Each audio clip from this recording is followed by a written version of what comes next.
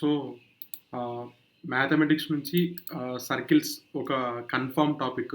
So, ఈ mega revision అనే సీరీస్‌లో మనం ఏం చేద్దామంటే, ఎక్కడెక్కడైతే మనకు మాక్సిమం నంబర్ ఆఫ్ మార్క్స్ వస్తున్నాయో, ఎక్కడెక్కడైతే మనకు మాక్సిమం నంబర్ ఆఫ్ మార్క్స్ వస్తున్నాయి అంటే పక్కాగా మనకు మార్క్ స్కోరింగ్ ఉందో, ఆ పాయింట్స్‌ని మనం పట్టుకొని మ్యాథమెటిక్స్‌లో మనం స్కోరింగ్‌కి ఛాన్స్ క్రియేట్ చేసుకుందాం. అది నేను చేయాలనుకుంటున్నా.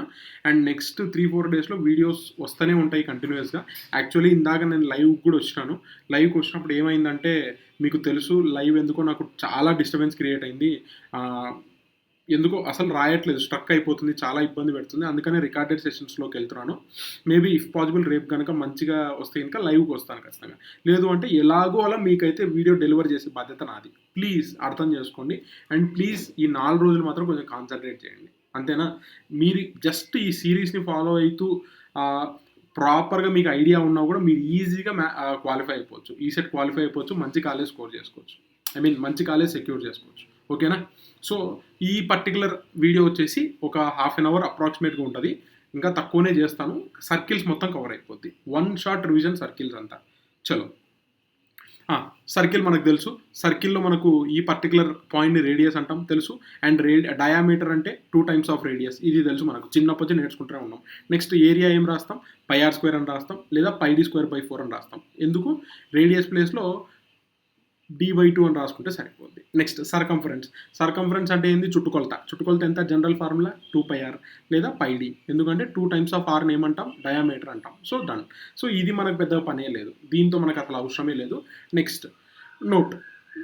రేడియస్ కనుక 1 ఉంటే దాన్ని ఏమంటాం? యూనిట్ సర్కిల్ అంటాం. అలా కాకుండా రేడియస్ 0 ఉంటే దాన్ని పాయింట్ సర్కిల్ అని చెప్పేసి పిలుస్తాం.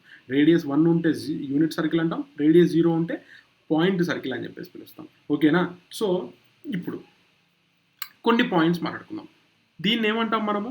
కార్టీసియన్ సిస్టమ్ అంటాం. కార్టీసియన్ కోఆర్డినేట్ సిస్టమ్ అని చెప్పేసి పిలుస్తాం. సో ఇందులో హెచ్, కే సెంటర్గా పెట్టుకొని హెచ్, కేని సెంటర్గా పెట్టుకొని ఒక సర్టైన్ రేడియస్ ఆర్తో మనము సర్కిల్ గీసినాం. ఇప్పుడు ఈ సర్కిల్ ఈక్వేషన్ ఎలా ఉంటుంది అంటే x-h² plus y-k² is equal to r². x-h² plus y-k² is equal to r². So దీన్ని ఒక్కసారి మనం ఎక్స్పాండ్ చేద్దాం. ఎక్స్పాండ్ చేస్తే ఏమవుతుందో చూద్దాం. ఏమవుతుంది? x² plus h² minus 2hx. అంటే తెలుసు కదా మనకు a-b² ఫార్ములా ఏమవుతుంది? a² plus b² minus 2ab. అదే ఇక్కడ రాసినాను. Next y² plus k² minus 2ky is equal to r². So మళ్ళీ సింప్లిఫై చేద్దాం. x² ప్లస్ y² ఇక్కడికి లాక్కొచ్చినాను. Next minus 2hx. Next minus 2ky అంటే x² y² టర్మ్స్ వచ్చేసినాయి. నెక్స్ట్ x టర్మ్ రాసుకున్నాం, తర్వాత y టర్మ్ రాసుకున్నాం, తర్వాత కాన్స్టెంట్స్ అన్ని పక్కకు లాక్కరండి. Plus h² plus k² minus r² is equal to 0. ఇది ఇప్పుడు సర్కిల్కి ఒక స్టాండర్డ్ ఈక్వేషన్ ఉందండి. అది ఏంటంటే x² plus y² plus 2gx plus 2fy plus c is equal to 0. x² plus y² plus 2gx plus 2fy plus c is equal to 0. So మళ్ళీ గుర్తుపెట్టుకోండి. x² plus y² plus 2gx plus 2fy plus c is equal to 0. So దాంతో మనం compare చేద్దాం. ఇక్కడ రాసేసుకున్నాను standard equation. Compare చేసేద్దాం. Compare చేస్తే ఇక్కడ చూడండి, minus 2h is equal to 2g అయింది. Minus 2h is equal to 2g. So g equal to ఏమైంది? మైనస్ h అయింది. Next minus 2k is equal to 2f అయింది. f ఏమైంది? మైనస్ k అయింది. నెక్స్ట్ ఈ పర్టికులర్ ఈక్వేషన్ c అయింది. So c equal to ఎంత అయింది? h² plus k² minus r² అయింది. సో ఇక్కడ నుంచి r² ఏం రాసుకోవచ్చు? h² plus k² minus c అని చెప్పి రాసుకోవచ్చు. Next r² equal to H ప్లేస్లో ఏం రాసుకోవచ్చు? g రాసుకోవచ్చు, లేదా మైనస్ g రాసుకోవచ్చు. మైనస్ g హోల్ స్క్వేర్ అంటే జీనే అవుతుంది. సో g² ప్లస్ k ప్లేస్లో ఏం రాసుకోవచ్చు? f రాసుకోవచ్చు. f² minus c. So there four radius ఏం రాసుకోవచ్చు? Direct formula plus g² plus f² minus c అయిపోయింది. డన్. సో ఈ 2-3 విషయాలు మనకు తెలిసినాయంటే ఆడుతూ పాడుతూ సర్కిల్స్లో 1 మార్క్ స్కోర్ చేసేయచ్చు. ఇంకా అంతకుమించి మీరు ఏం బట్టి పట్టాల్సిన అవసరం లేదు. నేను చెప్తున్నా కదా, ఇంకేం బట్టి పట్టాల్సిన అవసరం లేదు. నెక్స్ట్ ఇఫ్ ఇన్ కేస్ కనుక సెంటర్ ఇప్పుడు ఏమన్నాము? h, k అయితే ఈ డ్రామా అంతా నడిచింది. ఇప్పుడు h, k కాకుండా ఇక్కడ అంటే ఆరిజిన్ కనుక 0,0 కనుక సెంటర్ ఉందనుకోండి, అప్పుడు సర్కిల్ ఈక్వేషన్ ఏమవుతుంది డైరెక్ట్గా x² + y² = r². ఎందుకు h, k 0 అయిపోతుంది. అంతే, డన్, ఇంకేం అవసరం లేదు. డైరెక్ట్ క్వశ్చన్లోకి వెళ్ళిపోదాం. నెక్స్ట్, సెంటర్ 2,3, రేడియస్ 4 అంట. ఈక్వేషన్ ఆఫ్ సర్కిల్ ఏంటి అని అడుగుతున్నాడు. ఏం చేస్తాం? ఎక్స్ మైనస్ ఇది ఏమవుతుంది? ఎక్స్ కోఆర్డినేట్ అవుతుంది, ఇది వై కోఆర్డినేట్ అవుతుంది. లేదా ఇక్కడ రాసుకోవాలంటే, అంటే మన ఈక్వేషన్ ప్రకారం రాసుకోవాలంటే ఇది హెచ్ అవుతుంది, ఇది కే అవుతుంది. So x minus h whole plus y minus k whole = r². r² ఎంత? 4². So x² plus 4 minus 4x expand చేయండి, అంతే అయిపోయింది answer. y² plus 9 minus 6y = 16. నేను ఇది షార్ట్ కట్ చెప్పకపోవడానికి రీజన్ ఏంటంటే, ఈ పర్టికులర్ క్వశ్చన్ని నేను షార్ట్ కట్ చెప్తే చాలామంది తప్పులు చేస్తున్నారు, అందుకని చెప్పేసి చెప్పట్లే. So x² plus y², next minus x terms రాసుకోవాలి, మైనస్ 4x, y టర్మ్ రాసుకోవాలి, మైనస్ 6y.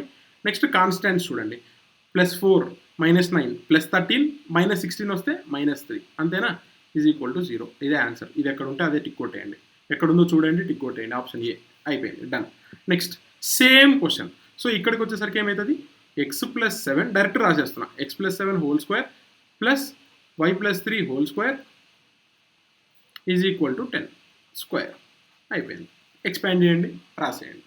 నెక్స్ట్, రేడియస్ ఇచ్చినారు, సెంటర్ ఇచ్చినారు. సో ఇప్పుడు ఏం కనుక్కోవాలి? ఈక్వేషన్ కనుక్కోవాలి. So x + a whole plus y + b whole = r². r² ఎంత? √a² - b² హోల్². సో ఎంత అవుతుంది? a² - b² అవుతుంది. ఇంకా సింప్లిఫై చేసేయండి, డన్. ఇంకా అంతమించి ఏం భయపడవలేదు, ఇంకా అంతమించి మనం ఏమీ చేయాల్సిన పని లేదు. నెక్స్ట్ సెంటర్ ఇచ్చినాడు, రేడియస్ గురించి వాడు ఏం మాట్లాడలేదు. సో రేడియస్ చెప్పకుండా డైరెక్ట్ ఈక్వేషన్ ఆఫ్ సర్కిల్ కనుక్కున్నాడు. ఏం చేస్తాం? Same story. x - h whole అంటే x - h whole plus y - k whole, y - k whole radius ఏమీ లేదు కాబట్టి 0 అయిపోయింది. లాగేయండి కిందికి, done. Simple. Next if ends of diameter is given and asked for equation of circle. నేను already short cut చేసిన, so మళ్ళీ చెప్తున్నా, షార్ట్ కట్ చేసిన. ఇప్పుడు ఒకసారి డీటెయిల్గా చూద్దాం, అసలు ఏంది డ్రామా అనేది చూద్దాం డీటెయిల్గా. డయామీటర్ ఉంది, డయామీటర్ ఒక ఎండ్ ఏమో 3,4 అని ఒక పాయింట్ ఇచ్చినాడు, నెక్స్ట్ 7,-2 అని ఇంకో పాయింట్ ఇచ్చినాడు. ఇప్పుడు మనం ఏం చేయాలంట? ఈక్వేషన్ ఆఫ్ సర్కిల్ రాయాలంట. సో ఫస్ట్ పాయింట్ గుర్తుపెట్టుకుని, ఎప్పుడైనా x² ప్లస్ y² అనేది కామన్, ఇక్కడ వరకు కామన్. నెక్స్ట్ ఇప్పుడు మనం ఏం చేస్తామంటే, ఫస్ట్ ఇది x కోఆర్డినేట్ అవుతుంది, ఇది y కోఆర్డినేట్ అవుతుంది, అంతేనా? ఇది x కోఆర్డినేట్ అవుతుంది, ఇది y కోఆర్డినేట్ అవుతుంది, ఇది మనకు తెలుసు. సో x కోఆర్డినేట్స్ రెండు యాడ్ చేయండి. x కోఆర్డినేట్స్ రెండు యాడ్ చేస్తే ఎంత? 3 + 7 10 అవుతుంది. సో +10 వచ్చింది కాబట్టి దాన్ని ఇక్కడికి వచ్చేసరికి -10గా రాసుకోండి, -10x. నెక్స్ట్ ఇక్కడికి వచ్చేసరికి ఏం రాసుకుంటాం? నెక్స్ట్ y కోఆర్డినేట్స్ రాయాలి. y కోఆర్డినేట్స్ యాడ్ చేయండి, 4 - 2 ఎంత అవుతుంది? +2 అవుతుంది. సో ఇక్కడికి వచ్చేసరికి -2y అని రాసుకుంటాం. అయిపోయింది. మెజారిటీ ఆఫ్ ద పోర్షన్ అయిపోయింది. నెక్స్ట్ ఇప్పుడు ఏం చేయాలంటే లాస్ట్ కాన్స్టెంట్ రాయాలి. సో లాస్ట్ కాన్స్టెంట్ ఎలా రాస్తామంటే, x కోఆర్డినేట్స్ని మల్టిప్లై చేయండి. x కోఆర్డినేట్స్ మల్టిప్లై చేస్తే ఎంత? 3 × 7 21. నెక్స్ట్ y కోఆర్డినేట్స్ని మల్టిప్లై చేయండి. y కోఆర్డినేట్స్ మల్టిప్లై చేస్తే 4 × -2 -8 అవుతుంది. ఇప్పుడు ఈ రెండు యాడ్ చేయండి, ఎంత వస్తుంది? 13 +13 వస్తుంది. సో దాన్ని అలానే రాసేసుకోండి, +13 = 0 అయిపోయింది. So x² + y² -10x - 2y +13 = 0. అంతే. సో సిమిలర్గా ఇక్కడ కూడా రాసేద్దామా? x² + y². నెక్స్ట్ ఏం చేయాలని చెప్పిన? x కోఆర్డినేట్స్ యాడ్ చేయండి, 4 + 1 5. సో ఇక్కడికి వచ్చేసరికి -5x అవుతుంది. నెక్స్ట్ y కోఆర్డినేట్స్ యాడ్ చేయాలి, 2 + 5 7 -7y. నెక్స్ట్ కాన్స్టాంట్ గురించి మాట్లాడదాం. కాన్స్టాంట్ కావాలంటే ఏం చెప్పినాను నేను? ఫస్ట్ x కోఆర్డినేట్స్ మల్టిప్లై చేయండి, మల్టిప్లై చేస్తే ఎంత? +4 వస్తుంది, అంతేనా? 4 × 1 4. నెక్స్ట్ y కోఆర్డినేట్స్ మల్టిప్లై చేయండి, ఎంత? 5 × 2 10 14. రెండు యాడ్ చేస్తే ఎంత? 14. సో స్ట్రైట్గా +14 అలానే రాసేసుకుంటాం. ఓన్లీ x దగ్గర y దగ్గర మాత్రమే సింబల్స్ చేంజ్ చేస్తాం, కాన్స్టాంట్ దగ్గర ఎటువంటి చేంజెస్ చేయం. అయిపోయింది, డన్. Next done. ఇప్పుడు వాడేం చెప్తున్నాడంటే 1 end ఆఫ్ ద డయామీటర్ ఇచ్చినాడు, 1 end ఆఫ్ ద డయామీటర్ ఇచ్చేసినాడు, 2,7 ఇచ్చేసినాడు. ఇంకో ఎండ్ ఆఫ్ డయామీటర్ కనుక్కోమంటాడు. దానికి తోడు వాడు ఏం చేసినా అంటే ఈక్వేషన్ ఆఫ్ సర్కిల్ కూడా ఇచ్చేసినాడు. x² + y² - 5x - 8y + 13 = 0 అని ఒక డ్రామా అన్నాడు అనమాట. ఒక పెద్ద ఈక్వేషన్ ఆఫ్ సర్కిల్ ఇచ్చేసి నీకు చేతనైతే అదర్ ఎండ్ ఆఫ్ డయామీటర్ కనుక్కోరా అన్నాడు. సో మనకు తెలిసి ఇందాక లాజిక్ మనకు తెలుసు కదా, ఈ లాజిక్ ప్రకారమే కొడతాం మనం. సో ఇక్కడ ఏం చేస్తాము, దీన్ని సపోజ్ a, b అనుకుందాం. మనకేం తెలుసు, ఈ రెండు యాడ్ చేసి అంటే a + 2 x కోఆర్డినేట్ యాడ్ చేస్తే ఎంత, a + 2, దీనికి సింబల్ చేంజ్ చేసామంటే ఇది రావాలి, అంతేనా. సో a + 2 చేసి దానికి సింబల్ చేంజ్ చేసాం అనుకోండి, ఏమవుతుంది, -5కి ఈక్వల్ అవుతుంది, అంతేనా. సో ఏ వాల్యూ ఎంత అవుతుంది ఇప్పుడు డైరెక్ట్గా 3 అవుతుంది, అంతే, డన్. ఫస్ట్ వాల్యూ వచ్చేసింది. నెక్స్ట్ బి వాల్యూ అనుకోవాలి. బి వాల్యూ అనుకోవాలంటే ఏం చేస్తాం, ఈ రెండు యాడ్ చేసి సింబల్ చేంజ్ చేస్తాం. అంటే -b + 7 = ఆడ ఎంత అయిందండి, -8 అయింది, అయిపోయింది. సో బి ఎంత, 1 అవుతుంది డైరెక్ట్. సో ఎంత, 3,1 అయిపోయింది, డన్. ఇందాక ఇక్కడ లాజిక్కే ఇక్కడికి వచ్చేసరికి ఏం చేసాం, రివర్స్ ఇంజనీరింగ్ చేసినాం. అంటే ఇక్కడ ఏంది, రెండు డయామీటర్స్ ఎండ్స్ ఇచ్చేసి ఈక్వేషన్ కనుక్కోమన్నాడు. ఇక్కడ ఏం చేసినాడు, ఒక ఎండ్ ఇచ్చేసి ఈక్వేషన్ ఆఫ్ సర్కిల్ కూడా ఇచ్చేసినాడు, ఇంకో ఎండ్ కనుక్కోమన్నాడు. ఇక్కడ ఏ కాన్సెప్ట్ అయితే అప్లై చేసినామో అదే ఇక్కడికి వచ్చేసరికి రివర్స్ ఇంజనీరింగ్ చేసినాం, అంతే, సింపుల్. నెక్స్ట్ ఇక్కడ చూడండి అయినా, next equation of circle passing through the points అని పాయింట్స్ ఏవో ఇచ్చేసినాడు. సో ఇలాంటి క్వశ్చన్ ఇచ్చినప్పుడు వాడు ఏమంటున్నాడు, పాసింగ్ త్రూ ద పాయింట్స్ అంటాడు. ఏదో ఒక పాయింట్ కన్సిడర్ చేసుకోండి. సపోజ్ నేను 2,0 కన్సిడర్ చేసుకుంటాను. 2,0 కన్సిడర్ చేసుకొని ఒక్కొక్క ఆప్షన్లో సబ్స్టిట్యూట్ చేసుకుంటా. సో 2² 4 + 0 -4 -0 అయిపోయింది. సో ఒక ఆప్షన్ అయితే సాటిస్ఫై అవుతుంది, 4 - 4 కాబట్టి 0 సరిపోతుంది. నెక్స్ట్ 2 × x² అంటే 2 × 2² 4 + 2 × y² ఆబ్వియస్లీ 0 అవుతుంది. నెక్స్ట్ -4 × x -4 × 2 + 3 × 0 = 0 సాటిస్ఫై అవుతుందా, 8 - 8 0. సో ఇది కూడా సాటిస్ఫై అవుతుంది. సో రెండు ఆప్షన్స్ అనేవి సాటిస్ఫై అవుతున్నాయి. మిగతా రెండు కూడా ఇలానే ట్రై చేయండి. ఇప్పుడు ఏమైంది, రెండు ఆప్షన్స్ సాటిస్ఫై అవుతున్నాయి కాబట్టి ఇంకొక పాయింట్ కన్సిడర్ చేసుకోండి, ఇంకొక పాయింట్ కన్సిడర్ చేసుకొని మీరు సాల్వ్ చేయండి, ఆన్సర్ వచ్చేస్తుంది. నేను 2,0 అనేది ఒక ఎగ్జాంపుల్గా తీసుకున్నా. మీరేం చేస్తారు, 1, -2 తీసుకోండి, సాటిస్ఫై అవుతాయేమో చూడండి. సపోజ్ ఇప్పుడు నేను ఏం చేస్తాను, 1, -2 తీసుకుంటా, ఏలో సబ్స్టిట్యూట్ చేస్తా. ఏలో సబ్స్టిట్యూట్ చేయండి, ఎంత వస్తుంది చూడండి, 1² 1 y² అంటే 2² ఎంత అవుతుంది, +4 అవుతుంది.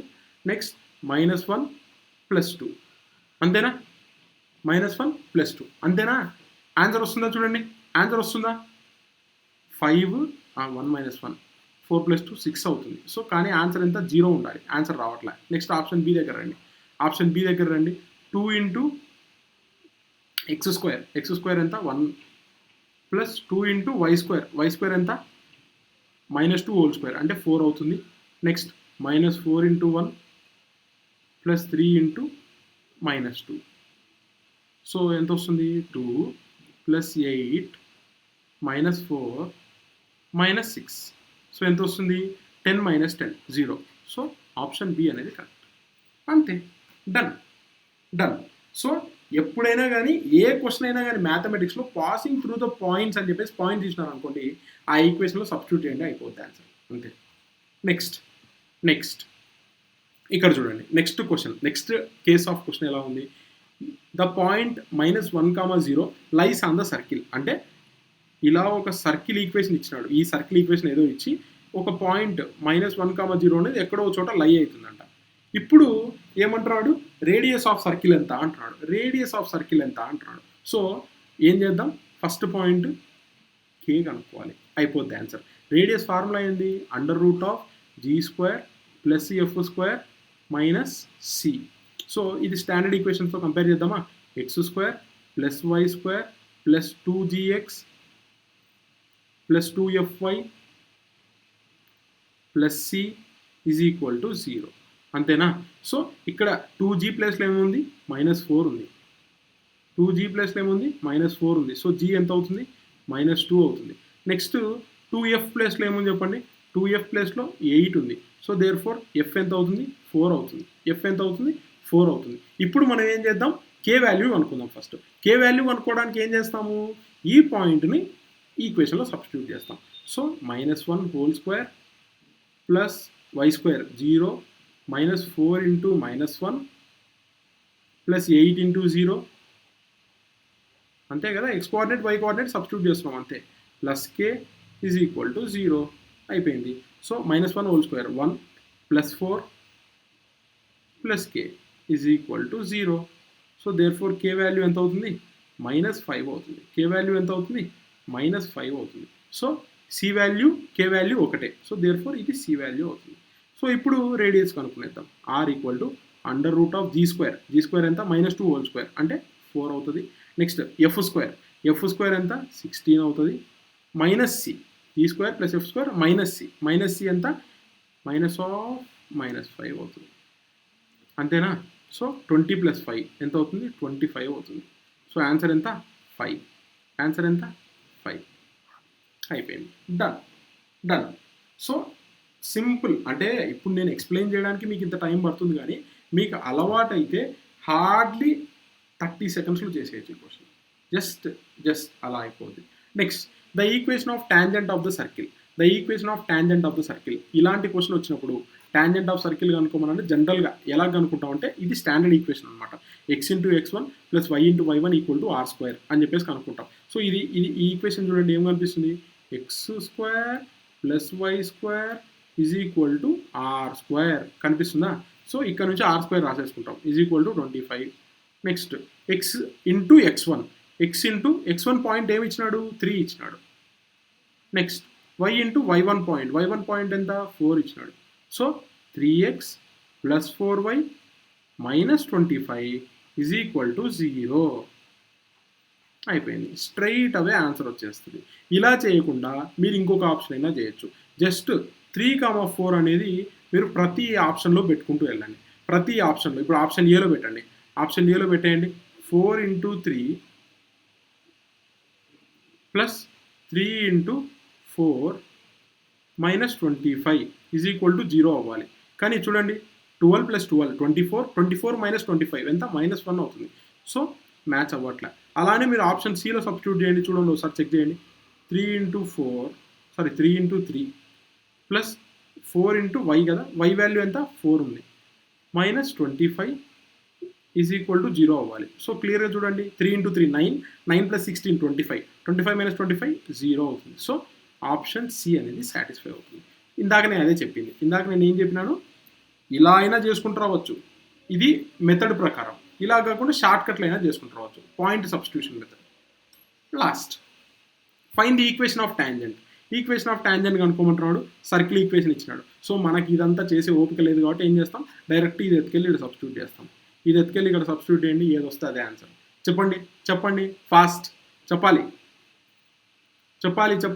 ఆప్షన్ ఏ సబ్స్టిట్యూట్ చేయండి, ఆలోచించండి, పాస్ చేయండి, ఆలోచించండి. 2 plus 4 into -3 minus 10 is equal to 0 అవుతుందా? ఆబ్వియస్లీ అవ్వదు. ఎందుకంటే 2 -12 -20 అంటే 20 ఎంతో వస్తుంది, అప్రాక్సిమేట్లీ -20 ఎంతో వస్తుంది. నెక్స్ట్ -2 -4 ఇంటూ -3 ప్లస్ 10 సరిపోద్దా? చూడండి 12 -2 10 10 ప్లస్ 10 20 అవుతుంది. So 20 not equal to 0. So ఇది కూడా సరిపోవట్లే. ఆప్షన్ సి సబ్స్టిట్యూట్ చేయండి, x plus 4 plus 10. So 2 plus 4 into -3 plus 10 is equal to 0.